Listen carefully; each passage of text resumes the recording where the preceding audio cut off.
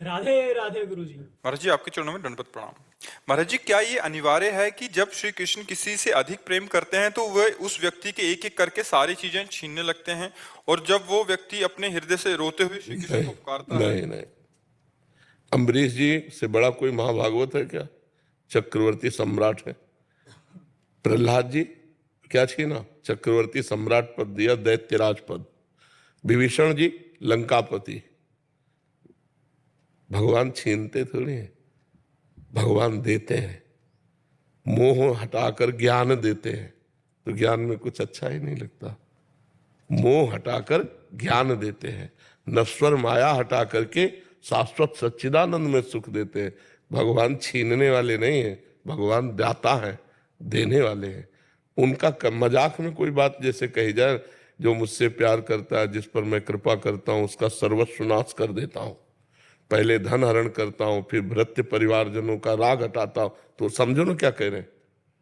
जो माया के प्रति, धन के प्रति लोलुपता, उसका हटा दिया, मोह हटा दिया, जीवन मुक्त कर दिया, ज्ञान परायण कर दिया, भगवत प्रेमी महात्माओं का संग दे। भगवान देते हैं, नाशवान वस्तुओं का राग हटाकर सत्य वस्तु देते हैं। भगवान कभी छीनते नहीं है। गुरु जी कुछ समय के लिए ले लेते हैं, फिर ले क्यों लेते हैं? वही है, उन्हीं के सिवा, उनके सिवा कोई है ही नहीं, तो ले किसको लेंगे? सिय राम में सब जग जानी, किसको ले लेंगे? वो तो ऐसे दाता हैं, जो गाली देता है उसको भी देते हैं। वो जो उनका अपमान करता है, भगवान की निंदा करता है, उसको भी जीवन देते हैं। जियो, आनंद से जियो। फिर जो भक्ति करता है उसका जीवन संकट पूर्ण कर दे, ऐसा कैसे हो सकता है? भगवान की बात को समझना है। जैसे हम काम क्रोध में फंसे हैं, तो भगवान काम क्रोध रहित कर देते हैं। हम माया में फंसे, भगवान माया रहित कर देते हैं। कितनी बड़ी कृपा हुई, हमारे दुखों को हटा दिया। भगवान सुख देते हैं, दुख छीनते हैं। धन से किसी को सुख आज तक नहीं मिला, तृप्ति नहीं मिली। परम धन भगवान नाम रूपी धन में रति कर देते हैं, संसार के धन से वैराग्य कर देते हैं। कितनी कृपा है उनकी। अगर ऐसा सिद्धांत कहोगे तो सब कुछ छीन लेते हैं, गलत बात है। जो भगवान से प्यार कर रहा है उसे पूरा संसार प्यार करने लगता है। जो भगवान से प्यार करता है उसे माया माँ की तरह दुलार करने लगती है। विचार करो, जा पर कृपा राम की होई, ता पर कृपा करे सब कोई। सब कोई प्यार कर रहा है, सब कोई हमें आशीर्वाद दे रहा है। वैसे संतों के पास लोग आशीर्वाद लेने जाते हैं और हमें आशीर्वाद देने आते हैं। स्वस्थ रहो, तुम्हारी दीर्घायु हो, तुम्हें कोई कष्ट ना हो। यहाँ ये आते बूढ़े ब्रजवासी पंडित जन संत जन, यही आशीर्वाद। ऐसे ही तुम बैठे रहो, स्वस्थ रहो, सुखी रहो। भगवान से प्यार करने से मिलता है, छिनता थोड़ा है। तो भगवान के कारण ही तो है। सोचो, अपना लड़का भी अपने से इतना प्यार नहीं करता जितना ये लोग प्यार करते हैं। तो ये कैसे प्यार हो भगवान? तो हम ये कैसे कहते कि छीन लेते हैं? हम तो कहते हैं भगवान दे देते हैं। अज्ञान छीनते हैं, माया छीनते हैं, दुख छीनते हैं, अशांति छीनते हैं और शांति देते हैं, सुख देते हैं, करुणा करते हैं। ऐसा कैसे हो सकता है? कोई चीजें अगर परिवार में ही विरुद्ध चल रही हो, सब कुछ करने के बावजूद भी, जैसे हम लोग आपने कहा कि भाई अगर आपका ध्यान सिर्फ जब विपत्ति आती है तभी भगवान की तरफ जाता है, उससे पहले अगर मान लो कि भाई अगर हम लोग लगातार लगे हुए हैं, बिल्कुल, तो उसके बावजूद भी अगर वो विपत्ति मतलब कि नहीं पीछा छोड़ती और वो परिवार में। भीष्म जी ने कहा, प्रभु मैं बचपन से ब्रह्मचारी हूं, कोई दुराचार नहीं किया, और आपके महाभागवत हैं भीष्म जी भगवान के। ये बाणों की सैया पे 6 महीने से पड़ा हूं, और आप हमको कहते हो युधिष्ठिर जी को उपदेश करो। इतना भीषण कष्ट है, तो ऐसा क्यों है मुझे? मैं 100 जन्म तक पूर्व का देख रहा हूं। तो कहा और आगे देखो। तो जन्म जन्मांतरों के हमारे जो पाप हैं, वो जब हमारे ऊपर प्रहार करते हैं तो दुख, विपत्ति, रोग, लड़ाई झगड़ा, ये सब रूप बन करके आते हैं। तो भगवान का भजन करने वाला विवेक के द्वारा उनको सह लेता है। जो संसारी पुरुष होता है उसमें बिथ के लड़ाई झगड़ा किया, जेल चला गया। रोग में हाय हाय किया, डिप्रेशन में पहुंच गया। रोग तो है ही, दिमाग से भी परेशान हो गया।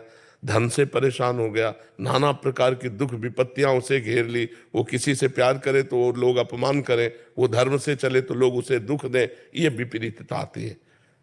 ये सब विपरीतता आने पर भी यदि भगवान का भजन हो रहा तो हृदय धैर्य रहता है और निकल जाता है। जैसे दिन नहीं रुका तो रात नहीं रुकेगी, ऐसे दुख नहीं, अभी हमारा सुख चल रहा है फिर दुख आ गया, दुख चल रहा है फिर सुख आ गया, ये ऐसे चलता रहता है। उसका ज्ञान जो है ना इतना प्रवीण होता है कि डूबने नहीं देता, न सुख में न दुख में। सुख में डूबने पर अहंकार आता है, दुख में डूबने पर निराशा आती है, शोक आता है। तो हमें भगवान के भजन में दृढ़ विश्वास करके चलना चाहिए। अनेक जन्मों के कर्म है जो हमको गिराते हैं।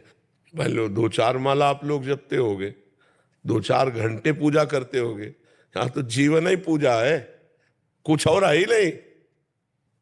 नाम जप करो, भगवान की चर्चा करो, भगवान का चिंतन करो, भगवान, तब दोनों किडनी फेल है। विचार करके देखो ना, तो कर्म का भोग आता है कि नहीं। रामकृष्ण परमहंस जी जो थे उनके गले में कैंसर था, डॉक्टरों ने कहा सत्संग नहीं बोलोगे, तो बोले सत्संग तो बोलेंगे, हमारा जीवन है सत्संग। गले में बना रहे कैंसर, बना रहे। तो बड़े बड़े संतों के जीवन में देखा गया, कष्ट देखा। तो अगर भजन से कष्ट कटता तो उनका कट जाता कि नहीं कट जाता। इसका मतलब है भजन आगे की संभाल करता है और हमको जीने का बल देता है कि हम विपत्तियों से, दुख से घबराए नहीं, उनको सहकर निकल जाएं। ये कोई ना सोचे कि भजन करते हैं तो बुखार नहीं होगा, जुकाम नहीं होगा, कैंसर नहीं होगा। नहीं होगा, पर तुम व्यथित नहीं होगे, तुम उसको सह जाओगे और सहकर भगवान को प्राप्त कर लोगे। ये बात समझ में आ रही है आपको? निशा झा जी। राधे राधे। राधे राधे महाराज जी, आपके चरणों में कोटि कोटि प्रणाम। महाराज जी, कैसे पता चले कि मेरी प्रार्थनाएं कठिन समय में भगवान तक पहुंच रही हैं? जब मैं मन से भगवान को याद करती हूं तब मुझे इस बात का एहसास होता है कि क्या मैं परेशानी में ही भगवान को याद करके स्वार्थी तो नहीं हो रही, जबकि भगवान की पूजा आराधना मैं रोज करती हूँ। मतलब कठिन समय में, विपरीत परिस्थितियों में भगवान। किसका प्रश्न? हाँ, अपने स्वामी है, अपने पिता है, अपने सर्वस्व है, तो सुख और दुख दोनों में हम भगवान से मिले रहें। अगर सुख है तो भगवान की दया है, और अगर दुख है तो भगवान की कृपा है। हमारे किसी गलत कर्मों का मार्जन किया जा रहा है तभी दुख आता है। अब हमारा भगवान से कितना संबंध है ये तो आपका हृदय जानता है कि आप दुख में पहला स्मरण किसका होता है, सुख में पहला स्मरण किसका होता है। जिसका पहला होता है वही आश्रय माना जाएगा।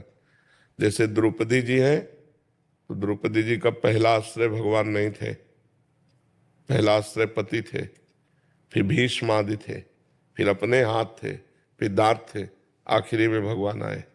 ये शरणागति में कलंक है। सीधे भगवान में, सीधे भगवान का स्मरण। तो भगवान ने आर्त भक्त को भी भक्त कहा है, अर्थार्थी रुपया पैसा चाहने वाले को भी भक्त कहा है, लेकिन भगवान से ही केवल, और से नहीं। और जिज्ञासु भगवान को जानना चाहता है उसको भी भक्त कहा है, और ज्ञानी तो भगवान की आत्मा है ही। तो हम स्वार्थी शब्द नहीं कहते, हम मालिक शब्द कहते हैं कि हम आपके बच्चे हैं, आप हमारे पिता हैं, हम आपके दास हैं, आप हमारे स्वामी हैं। अगर हमें कोई आवश्यकता होगी तो आपसे कहेंगे, कोई समस्या होगी तो आपसे कहेंगे। अगर कोई आवश्यकता समस्या नहीं तो आपके हम हैं ही, निरंतर हम आपका भजन करते हैं। ऐसे भाव से जुड़ना चाहिए। ऐसा नहीं कि विपत्ति आई तो आप भगवान को पुकारो फिर नहीं सुनेंगे। पहले कभी पुकारा नहीं, पहले कभी भजा नहीं, अब स्वार्थी है ऐसे, तो भगवान कहीं दूर थोड़ी है, तुम्हारे हृदय में ही है। तुम्हारे भाव को देख, लेकिन बिल्कुल नितांत स्वार्थ के वसात होकर पुकार रहा, कोई भक्ति नहीं, तो भगवान सुनेंगे ही नहीं। भाव बिन सुनी पुकारे मैं कभी सुनता नहीं, भाव पूरित टेर ही करती मुझे लाचार है। हे कृष्ण, हे द्वारिकावासिन, जो ही द्रौपदी जी ने भाव से पुकारा, यही भगवान वस्त्र बन गए, चीर अवतार भगवान का हो गया। कहीं भगवान को आना जाना थोड़ी है। तो हम भगवान से निरंतर जुड़े रहने की चेष्टा करें, और जब कोई मांग हो तो हम अपने भगवान से ही करें और छूट दे दें। आप चाहे हमें व्यापार दो या जैसे मना हो वैसे दो।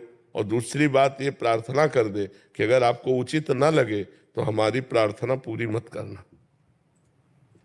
तो प्रार्थना पूरी ना होने पर भी हमारे हृदय में भगवान के प्रति श्रद्धा कम नहीं होगी। श्रद्धा कम होने का मतलब सब कुछ बिगड़ जाना।